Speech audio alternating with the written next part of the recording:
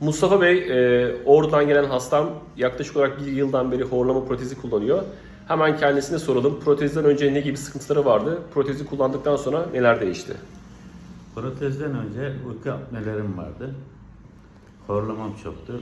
Ama bunun akabinde yattığım zaman hiç rüya gördüğümü hatırlamıyorum. Yani rüya göremezdim. Rüya çok kısa süren bir rüya olurdu.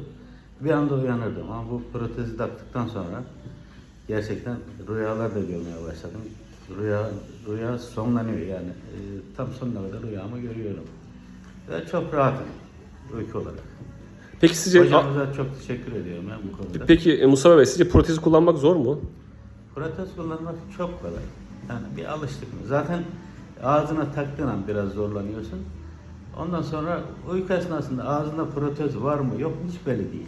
Gayet güzel. Çok sağ olun. Çok teşekkür ediyorum yorumlarınız için. Görüşmek üzere. Biz de çok teşekkür ederiz hocam. Sağ olun.